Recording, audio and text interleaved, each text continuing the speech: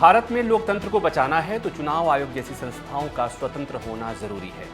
उन्हें किसी भी तरह के राजनीतिक दबाव से मुक्त होना चाहिए। ये बात सुप्रीम कोर्ट की जस्टिस बीवी नागरत्ना ने कही है। जस्टिस नागरत्ना 2027 में देश की मुख्य न्यायाधीश बनने वाली है। भारत में इस महीने कई राज्यों में विधानसभा चुनाव होने वाले हैं। ऐसे में जस्टिस नागरत्ना का बयान बहुत महत्वपूर्ण हो जाता है। नमस्कार, मैं हूं प्रभाकर मिश्रा और आप देख रहे हैं अनकोट।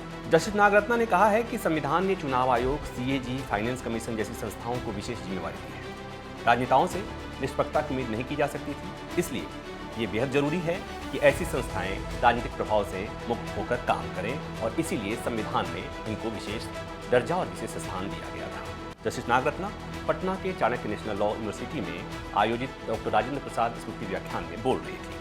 जस्टिस नागरत्ना ने टीएन शेषन बनाम भारत सरकार के मामले में सुप्रीम कोर्ट के फैसले का हवाला देते हुए कहा कि अगर चुनाव प्रक्रिया उन पर निर्भर है जो खुद चुनावी लड़ाई का हिस्सा हैं, तो यह निष्पक्ष नहीं हो सकती। जस्टिस नागरत्ना ने कहा कि सिर्फ संविधान में लोगों के अधिकार होना काफी नहीं है, ये भी जरूरी है कि संवैधानिक संस्थाएं मजबूत हों, वे एक दूसरे पर निगरानी रखें।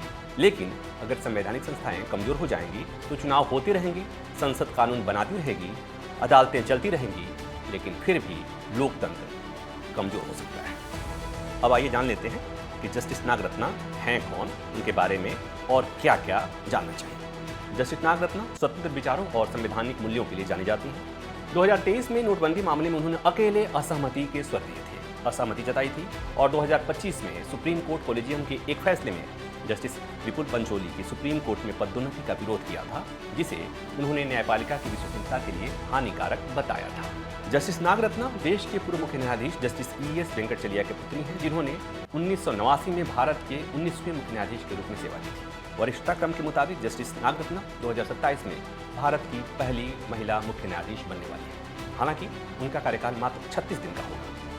जस्टिस नागरत्ना दिल्ली विश्वविद्यालय से इतिहास में BA और कानून की डिग्री पूरी करने के बाद 1987 में वकालत शुरू किया था उन्होंने और 2008 में कर्नाटक हाई कोर्ट की अतिरिक्त जज बनी। फिर 2010 में अस्थायी जज बनी। अगस्त 2021 में उन्हें सुप्रीम कोर्ट की जज के रूप में नियुक्त किया गया था। अब जस्टिस नागरत्ना की ये टिप्पणी चुनाव आयोग को लेकर बहस का मुद्दा बनेगा, क्योंकि हाल के दिनों में चुनाव आयोग पर तरह तरह के आरोप लग रहे हैं और चुनाव आयोग को उनके पद से हटाने के लिए विपक्ष लगातार कोशिश कर रहा है और इस पर खूब विवाद होता है। आप क्या सोच रहे हैं? आप क्या सोचते हैं जस्टिस नागरत्ना की इस टिप्पणी पर, उनके इस बयान पर? कमेंट करके बताइएगा और ये वीडियो अगर पसंद आए तो इसे लाइक कीजिएगा, शेयर कीजिएगा और हाँ, अनकोट को सब्सक्राइब भी करना है। Thank you.